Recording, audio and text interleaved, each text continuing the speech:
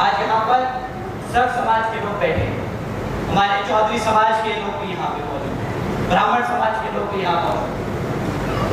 अत्याचार सब पे हुआ है। एक आदमी के बुरे काम करने से उसका समाज खराब नहीं होता। हमने ये देखा कि अगर ब्राह्मण है, अगर पंडित है, अगर जाट है, गुर्जर है, तो क्या समाज के साथ नहीं चल सकता? चल सकता है। और उन्होंने वो करके दिखाया। हमें वही चीज यहाँ पे भी पैदा कर। आप सबके सामने हाथ जोड़कर खड़ा, जब आपको अपने बच्चों को आगे लाना पड़ेगा, ताकि ये जो ताकतें आज केंद्र सरकार में है, राज्य की सरकार में है, उनको हराने के लिए आप ही का खून आगे लगेगा, ताकि आपके बच्चों का भविष्य उसी तरीके से सफल हो सके जैसे आप लोगों के लिए बहन जी ने किया है अपने 4 बार के शासनकाल में। कि आपको जगह जगह चर्चा करनी होगी कि अब तो हाथी आ रहा है, अब तो हाथी आ रहा है।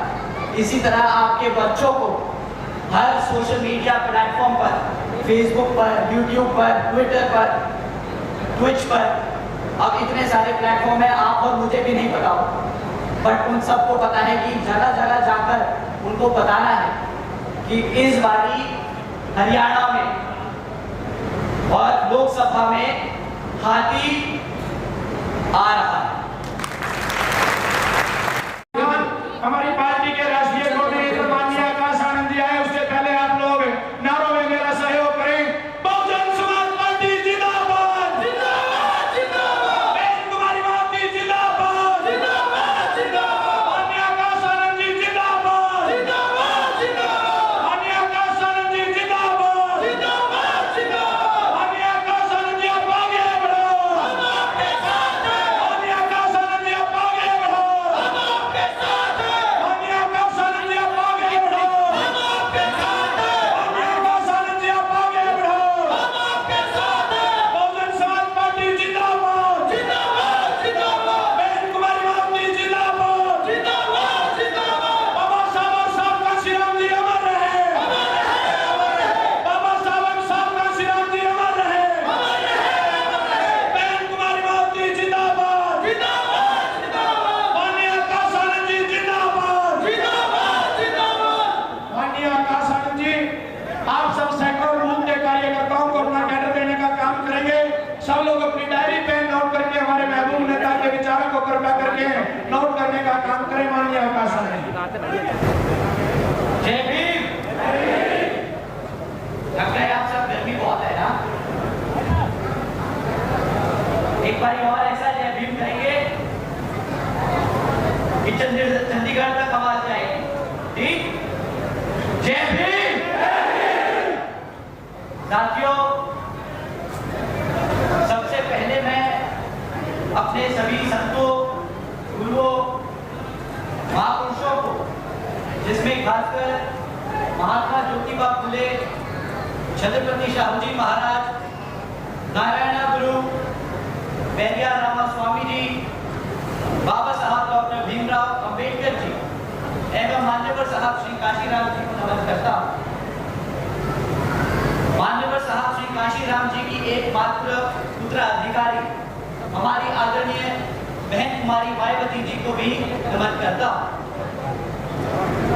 उत्तर प्रदेश की 4 बार मुख्यमंत्री, लोकसभा व राज्यसभा की कई बार सदस्य रही आदरणीय बहन कुमारी मायावती जी, जिन्होंने सभी एससी, एसटी, ओबीसी एवं अल्पसंख्यक समाज के साथ साथ सब समाज में से गरीबों और कमजोरों के लिए अपना पूरा जीवन समर्पित किया है। तो मुझे गर्व है कि मुझे ऐसे महान नेता के नेतृत्व में काम करने का मौका मिल रहा है। आदरणीय बहन कुमारी मायावती जी का मैं हार्दिक अभिनंदन और आभार व्यक्त करता हूं। साथियों, आज यहाँ मंच पर मौजूद श्री आनंद कुमार जी, हमारे national vice president, Shri Randhir Singh Beniwal ji, Kuldeep Baliyan ji, Rajveer ji, Manoj ji, Surendra ji और साथ ही साथ प्रदेश कमेटी के सभी पदाधिकारी एवं वरिष्ठ नेतागण का मैं हार्दिक आभार व्यक्त करता हूं। साथियों, आज आप यहाँ पर बीएसपी की कैडर मीटिंग में शामिल हुए हैं। सबसे पहली बात, जो आज यहाँ महिलाएं इतनी बड़ी संख्या में मौजूद हैं, आप सबको देखकर, आप सब से मिलकर बहुत अच्छा लगा। आप सभी का मैं तहे दिल से धन्यवाद करता हूं। साथ ही साथ हमारे कुछ जवान युवा साथी भी यहाँ मौजूद हैं बीएसपी के कैडर में, तो आप सभी का भी मैं तहे दिल से धन्यवाद और शुक्रिया अदा करता हूँ कि आप आज यहाँ कैडर मीटिंग में शामिल हुए। साथियों, जैसा कि आपको मालूम है, आप सब बीएसपी के बहुत पुराने सिपाही, आप सब यहाँ पर तब से हैं जब से मान्यवर साहब ने पहला कदम उठाया था अपने दबे कुचले समाज को न्याय दिलाने के लिए। आप सबके बीच में मैं कोई ऐसी बात नहीं कह पाऊंगा जो आपको मालूम ना हो। आपने मान्यवर साहब का, आपने बहन जी का संघर्ष ना सिर्फ देखा और सुना है, बल्कि आपने उस संघर्ष में हिस्सा लिया। आपने उनके साथ कदम से कदम मिलाकर चले और आज आपने बीएसपी को, इस मूवमेंट को, इस मिशन को एक ऐसे स्तर पर लाकर खड़ा कर दिया कि आज राजनीति में, भारत की राजनीति में हमारे समाज को कोई नजरअंदाज नहीं कर सकता।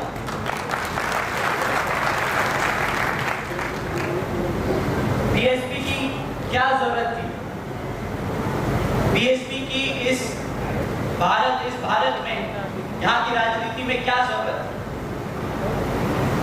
हमारे यहाँ आज भी हम बीएसपी नेशनल की तीसरी सबसे बड़ी पार्टी है, बट आज भी हमारे समाज के साथ जो अत्याचार हो रहा है, जो आज भी हमारे समाज के लिए बाबा साहब जी ने जो आरक्षण की व्यवस्था तय की थी कॉन्स्टिट्यूशन में, उसके लाभ हमें आज भी पूरे नहीं मिल पा रहे। जब बीएसपी ताकत, जब बीएसपी पावर में रही, तब आप सबने अपने समाज के हर एक व्यक्ति को बढ़ते हुए, एक अपना अच्छा जीवन व्यापन करते हुए महसूस और देखा। परंतु जब से हम पावर से बाहर हैं, तो जो अत्याचार पहले होते थे वो अब फिर से धीरे धीरे बढ़ने लगे। आज हम ऐसे मोड़ पे आकर खड़े हो गए हैं कि हमें बीएसपी में वही दोबारा से जान भरनी होगी, जिस तरीके से आप सब ने मान्यवर साहब और बहन जी का साथ देकर इस मूवमेंट को यहाँ तक लाके खड़ा किया। साथियों,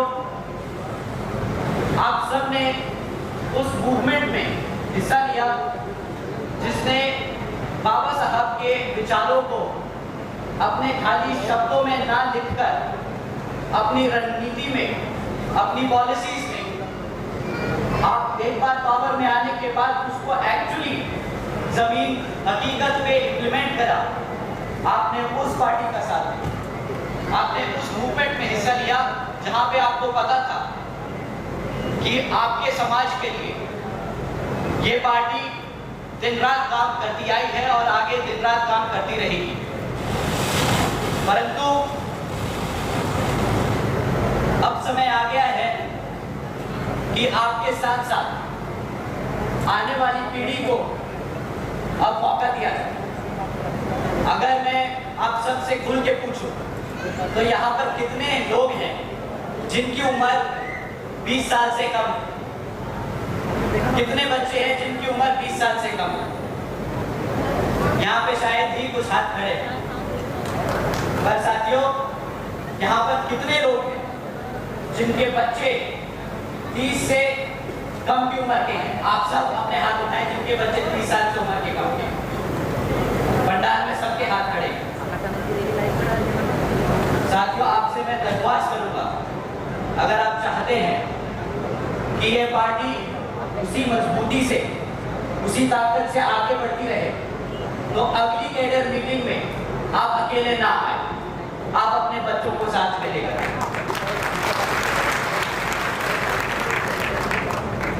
जब ये मूवमेंट चालू हुआ था तो आप सबकी भी उम्र 18, 20 साल, 30 साल की रही थी। आज आप सब इतने बड़े हैं कि आप हम सबको, युवा पीढ़ी को समझा सकते हैं, हमें दिशा दे सकते हैं, हमें बता सकते हैं कि क्या सही और क्या गलत है। आप हमें आशीर्वाद दें, आप हमें समझाएं, ताकि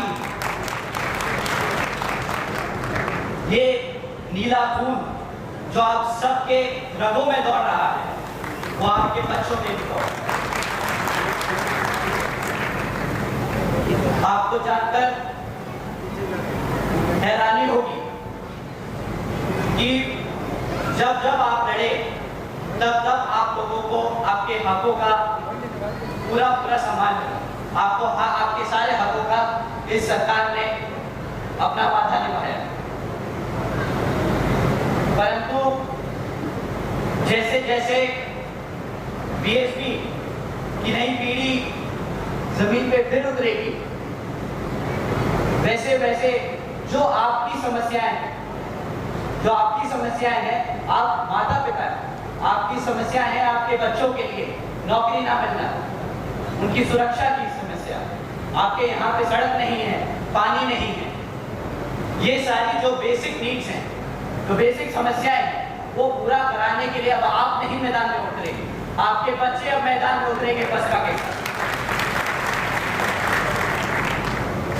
तो साथियों, आप जानते हैं कि यहाँ पर बीजेपी की सरकार चल रही है, जेजेपी के साथ मिलकर। जब हम बीजेपी बोलते हैं और जेजेपी बोलते हैं, तो हम किसी समाज को अलग नहीं कर रहे। बहुजन समाज पार्टी सर्व समाज की पार्टी, कमजोरों और मजदूरों की पार्टी, गरीबों की पार्टी। जब हम किसी को बुरा भला बोलते हैं, किसी की कमियां गिनवाते हैं, तो हम उस व्यक्ति की बात मत कर रहे हैं, हम उसके व्यक्ति के समाज की बात नहीं कर रहे। आज यहाँ पर सर्व समाज के लोग बैठे हैं, हमारे चौधरी समाज के लोग भी यहाँ पे मौजूद हैं, ब्राह्मण समाज के लोग भी यहाँ मौजूद हैं। अत्याचार सब पे हुआ है। एक आदमी के बुरे काम करने से उसका समाज खराब नहीं होता। हमने ये देखा, 2007 में देखा, उससे पहले हर एक इलेक्शन में देखा है, यूपी में देखा है, यहाँ तक कि हमने हरियाणा में भी देखा है। आप सब ने कंधे से कंधा मिलाकर बाबा साहब के मिशन को पूरा करने के लिए अपना पूरा जीवन समर्पित किया है, ये हम सब ने देखा। तो जैसे कि मैं आपसे कह रहा था कि यहाँ पर बीजेपी की सरकार चल रही है, वो मनवादी सोच रखने वाले लोगों की सरकार चल रही है। यहाँ पे जब वो आपसे वोट मांगने आए थे, तो आपसे कई वादे किए, माताओं को कहा कि सुरक्षा देंगे, हमारे बुजुर्गों को कहा कि आपके बच्चों के लिए नौकरी देंगे, आपके साथ गांव-गांव में घूमे, आपको ऐसी बातें बताई, कहा कि आपको पेंशन देंगे। मेरे यहाँ साथ मौजूद सभी साथी, मैं आप सबसे पूछना चाहूंगा, क्या आप लोगों के बच्चों की यही नौकरियां यहाँ पे? आज भी आप अपने बच्चों के लिए नौकरी के लिए तरस रहे हैं, आपके बच्चे दर बदर इधर से उधर भटक रहे हैं कि नौकरी मिल जाए। क्या आप लोगों के खातों में पेंशन आए? साथियों, क्या आपको खाते में पेंशन आए? नहीं आए। ऐसे ही उन्होंने अनेकों वादे किए, परंतु एक भी वादा आज तक पूरा नहीं हुआ, बल्कि उसका उल्टा, जो सुरक्षा का भी वादा किया, आज यहाँ हरियाणा में यह हाल है कि हर दूसरे दिन कोई न कोई बलात्कार का, चोरी चकारी का, गुंडागर्दी का, किसी न किसी समाज के व्यक्ति पर अत्याचार का केस दर्ज किया जा रहा है। आप लोगों ने बीएसपी की 4 बार की सरकार देखी है, क्या आप लोगों ने ऐसी कोई खबर सुनी कि यहाँ पर ये यूपी में किसी समाज के ऊपर ऐसा अत्याचार हुआ कि यहाँ पे बांटने का काम हुआ, हिंदू मुसलमान हुआ, ब्राह्मण चमार हुआ? ऐसे कोई काम सुने आपने? 5 साल के सरकार के पूरे सरकार के कार्यकाल में आपने सुना ऐसा कोई काम होता हो? बहन जी ने अपने पूरे जीवन में सिर्फ भाईचारे की बात करी। कहा कि अगर ब्राह्मण है, अगर पंडित है, अगर जाट है, गुर्जर है, तो क्या चमार के साथ नहीं चल सकता? चल सकता है। और उन्होंने वो करके दिखाया। हमें वही चीज यहाँ पे भी पैदा कर रहे हैं। साथियों, यहाँ की राज्य की जो बीजेपी और जेजेपी की सरकार है, उसकी विफलताएं आप बखूबी जानते हैं। मैं आपको सीधा केंद्र की विफलताओं के बारे में बताऊंगा, चंद 3-4 बातें, जिससे हम सबको सबसे ज्यादा इफेक्ट पड़ता है। बीजेपी की केंद्र सरकार ने नोटबंदी का काम किया। रात को 8 बजे आए और आपको बोला आपके 1000 और 500 रुपए के नोट बेकार है। अब एक बात बताइए, जो आपने इतनी मेहनत से पैसे कमाए, जो इतनी मेहनत से आपने 1-1 रुपए 10-10 रुपए करके जोड़े, वो आपने अपने किचन में आटे के डिब्बे में दबा के छुपा के रखे ताकि खर्च ना हो। एक समय के बाद आपने वो पैसे इस्तेमाल करने थे अपने बच्चों के, कि अगर कोई मेडिकल इमरजेंसी हो, अगर कोई ऐसी इमरजेंसी है ताकि आप वो पैसे इस्तेमाल कर सके। परंतु मोदी जी ने क्या कहा आपसे कि कल से आपके 500 और 1000 के नोट बंद है, कोई काम के नहीं। एक बात भी नहीं सोचा जो यहाँ की 90% जनता है वो कैसे जीती है, वो कैसे काम करती है, कैसे बचाती है। आपके सारे मेहनत के पैसे खत्म कर दिए। और किस नाम से कि हम काला धन खत्म करेंगे। हम हर उस दोषी को पकड़ेंगे जिसने काला धन इकट्ठा किया है और उसे जेल भेजेंगे। आज आप यहाँ सब बैठे हैं, कितने लोग काले धन के केस में पकड़े गए? कितने पकड़े गए? कितने लोग जेल गए? और कितने लोगों के पैसे मर गए? यहाँ पे बैठे मैं नहीं मानता कि कोई ऐसा व्यक्ति है जिसके पैसे ना खराब हुए, किसी की मेहनत खराब ना हुई। परंतु ये तो मोटी मोटी बड़ी बड़ी बातें करी उन्होंने कि नोट बंद कर दिया, काला धन लेके आएंगे, सबके खातों में 15-15 लाख रुपए देंगे। ये बस बड़ी बड़ी बातें करी आपने बड़े बड़े उद्योगपति को फायदा पहुंचाने के लिए। आज उन सब उद्योगपतियों की कंपनियों के शेयर आसमान छू रहे हैं। कमाया है तो सिर्फ उन्होंने। हमारे यहाँ जितने भी गरीब साथी हैं, मिडिल क्लास है, लोअर मिडिल क्लास है, जो लोग खेती बाड़ी करके पैसा इकट्ठा करते हैं, उन सब का पैसा मारा गया। साथियों, उन्होंने फिर वादा किया था कि हम जब केंद्र की सरकार में आएंगे तो यहाँ के किसानों की आमदनी बढ़ा देंगे। हम पूछते हैं कि किसानों की आमदनी तो बढ़ाने की बात आपने कर दी, बट जो इतना बड़ा वर्ग है बहुजन समाज का, जिनके पास खुद की जमीन ही नहीं है, उनके लिए क्या प्रावधान करें आप? क्या प्रावधान करें उनके लिए जिनके पास जमीन का पट्टा नहीं है? उनके लिए कोई प्रावधान नहीं। और किसानों के लिए आय दुगनी करने का वादा तो कर दिया, परंतु ना आय दुगनी हो सकी, ऊपर से फार्मर बिल टाइप के लॉ पॉलिसीज निकालकर हमारे किसानों को दबाने का काम जरूर किया। साथ ही साथ उन्होंने वादा किया था कि गरीबों को जो बेघर है उनको घर दिए जाएंगे। साथियों, आप लोग जिनके पास घर है, जो मेहनत से अपनी छत का जुगाड़ कर पाए, आप लोगों के आसपास बहुत लोग हैं जो आज भी बेघर घूमते हैं। आप कितने लोग हैं जिनको घर में पाया। यहाँ पे बैठे कितने लोग बता सकते हैं कि हाँ, हमारे मोहल्ले में, हमारे आसपास रोजगार, हमारे आसपास जो मिलने वाले लोग थे जिनके पास घर नहीं था, उन्हें घर की व्यवस्था करके दी। हाथ उठा के बताइए जिनको नहीं मिल पाया। साथियों, ये हकीकत है इस भाजपा सरकार की। बड़े बड़े वादे करना पर हकीकत पे, जमीनी स्तर पे कोई काम नहीं करते। उन्हें फोटो खिंचवानी आती है, फोटो खिंचवानी आती है, टीवी पे चमकाना आता है, परंतु जो समाज उनके लिए वोट करा था, जिस समाज को उन्होंने झांसा दिया था, उस समाज को वो भूल गए। उस समाज के साथ बीएसपी आज से नहीं, मान्यवर साहब के समय से खड़ी।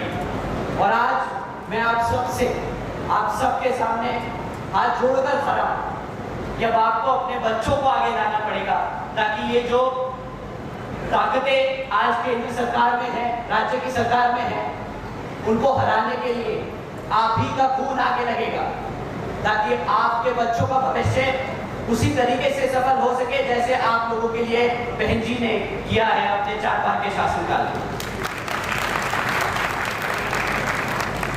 साथियों, अब मैं आपको बहन जी की कुछ काम बताना चाहूंगा, जो मैं चाहूंगा कि आप आगे जाके अपने मोहल्लों में, अपने गांव में, अपने सभी साथी लोगों को बताएं, ताकि वो भी जागरूक हो कि बीएसपी से क्यों जुड़ना चाहिए, बहन जी ने क्या काम किया, आपको क्या फायदा है बीएसपी के साथ खड़े होकर।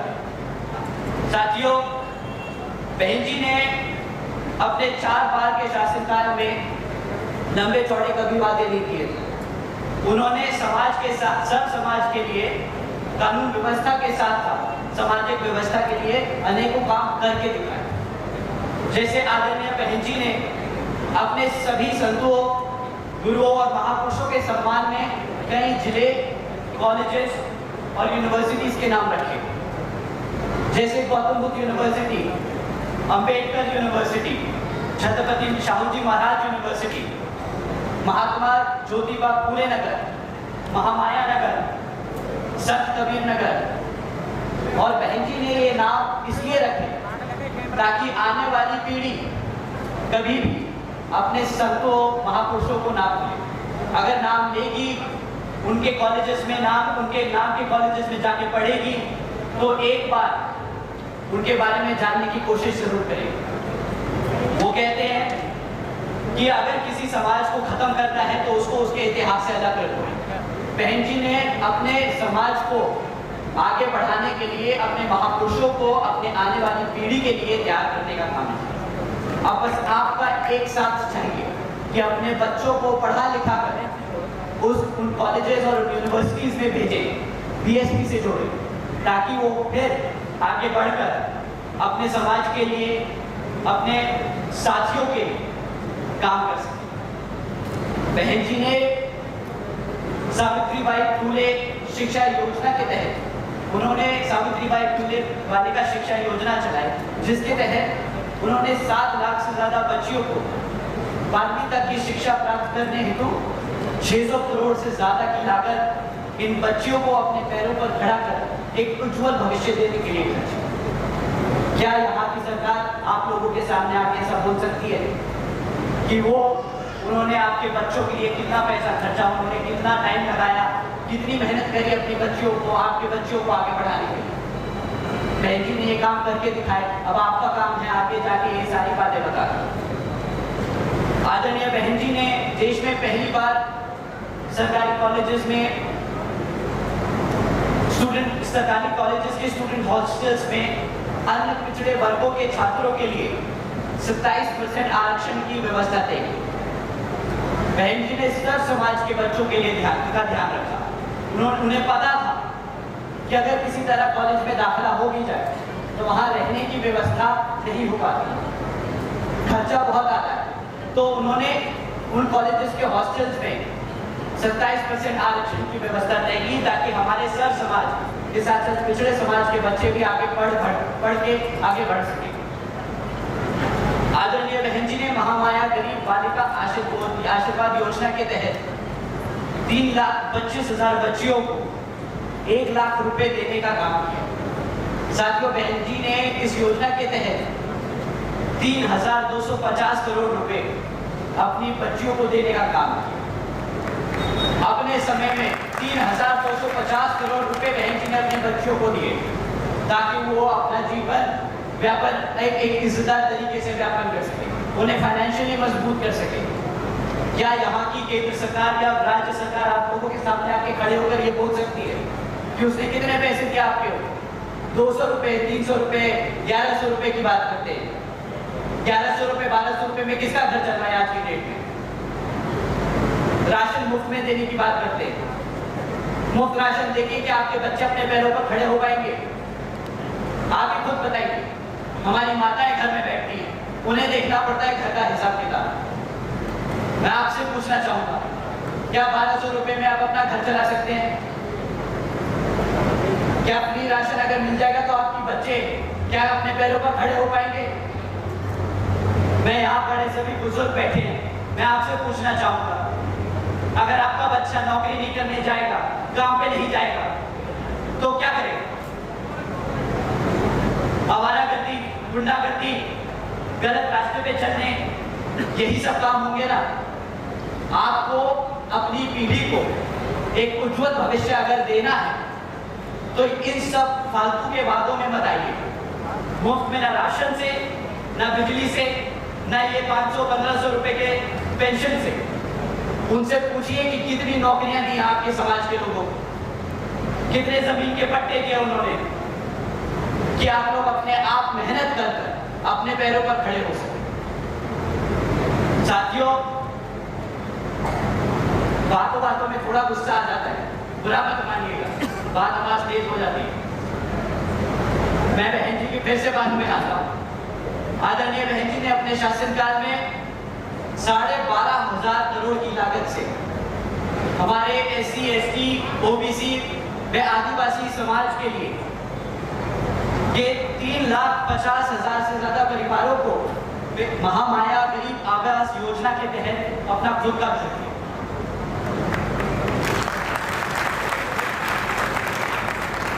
साथ ही साथ आदरणीय बहन जी ने अपने शासनकाल में 90,000 से अधिक शिक्षकों को सरकारी नौकरी दी। 1 लाख से अधिक सफाई कर्मचारियों की भर्ती करी और 2 लाख से अधिक जवानों को पुलिस फोर्स में भर्ती किया। और साथियों, जब ये काम हो रहे थे तो मेरी उम्र थोड़ी सी कम थी, परंतु जब मैं बहन जी के साथ और हमारे वाइस प्रेसिडेंट के साथ आप सबके बीच में आने का मौका मिलता था, तो आप सबके साथ, आप सबके बीच में मैंने ये सबसे बातें सुनी, सब समाज से ये बातें सुनी कि बहन जी ने जब ये नौकरियां दी तो किसी एक जाति या किसी एक धर्म के आधार पर नहीं दी। उन्होंने हर समाज से, हर परिवार से एक एक बच्चे को उन नौकरियों में, उस नौकरी को देने का काम किया ताकि सब समाज अपने पैरों पर खड़ा हो सके। साथियों, आदरणीय बहन जी ने SC, ST, OBC एवं अल्पसंख्यक समाज के साथ साथ सब समाज में से गरीबों और कमजोरों को मुफ्त में राशन देने जैसी योजनाएं कभी नहीं चलाई।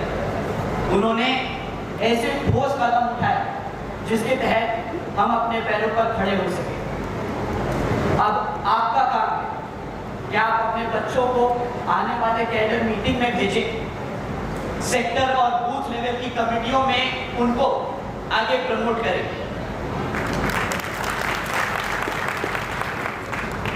आप लोगों से यही रिक्वेस्ट है कि आपने तो अपना जीवन यापन कर लिया, आप लोगों ने नौकरियां देखी, आप लोगों ने अब बहन जी के समय में एक स्टेटस देखा, सब समाज को मुख्य धारा में, राजनीति की मुख्य धारा में बहन जी ने लाकर खड़ा किया और आप लोगों ने उस सब का फायदा उठाया। पर अब आप लोगों का फर्ज बनता है कि आप अपने बच्चों को आगे करें, उन्हें बूथ लेवल पर कमेटी में उनका नाम दर्ज करा के उन्हें उन बूथ लेवल की कमेटियों में भेजें, सेक्टर की कमेटियों में भेजें, विधानसभा कमेटी में भेजें और उनको बताइए कि बहन जी ने जो काम किए हैं वो जाके अपने दोस्तों को, अपने समाज में अपने भाई बहनों को बताकर बहन जी का और बीएसपी का प्रचार करें। जैसा कि आपको बताया बेनीवाल जी ने कि आपको जगह जगह चर्चा करनी होगी कि अब तो हाथी आ रहा है, अब तो हाथी आ रहा है।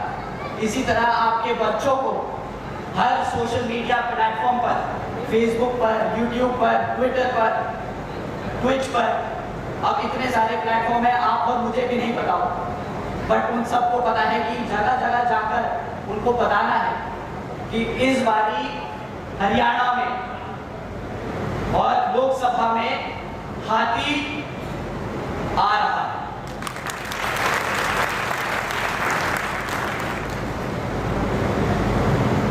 साथियों, जैसा कि आपको मालूम है कि हरियाणा में भी अब कुछ समय में विधानसभा के आम चुनाव होने वाले हैं और विरोधी पार्टियां अब किसी भी हद तक गिरकर साम दाम दंड भेद आदि का इस्तेमाल कर सकती हैं। विरोधी पार्टियां फिर से आप लोगों के बीच में आकर मुफ्त में राशन और बिजली देने का वादा कर सकती हैं। पर आपको ध्यान रखना है कि मुफ्त में कुछ नहीं मिलता, मुफ्त में कोई अपने पैरों पर नहीं खड़ा हो सकता। अगर आपको अपने समाज को, अपने बच्चों को दोबारा से फिर से अपने पैरों पर खड़ा करना है तो उनको मेहनत करवानी पड़ेगी, उनको पार्टी के साथ दोबारा से समाज में झोंकना हो, इस मिशन में, मूवमेंट में झोंकना हो। और मैं ये अकेले नहीं लड़ सकता, मुझे आप सबका साथ चाहिए, आप सबके बच्चों का साथ चाहिए। तो आने वाली अगली मीटिंग में मैं आप सबसे रिक्वेस्ट करूंगा कि आप अपने बच्चों के साथ आए, चाहे उम्र जो भी हो, छोटे से छोटा बच्चा और बड़े से बड़ा, सबको मैं यहाँ कैडर मीटिंग में मिलना चाहूंगा।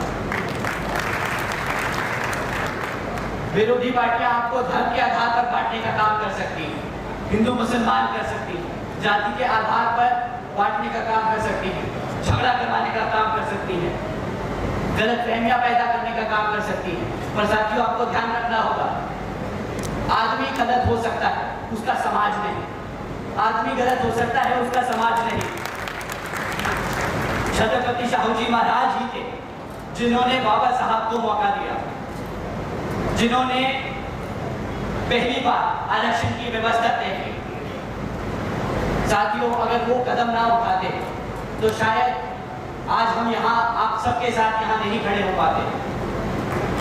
तो सब समाज को जोड़कर सबके साथ आगे बढ़ने का काम बीएसपी ने कोशिश की है, बहुत हद तक करके भी दिखाया है। और आगे आने वाले समय में आप सबका साथ अगर मिलता रहा तो बीएसपी आने वाले आम चुनाव में पूरे देश में, लोकसभा में और अलग विभिन्न प्रदेशों में फिर से बहुत बड़ी सरकार बना पाएगी।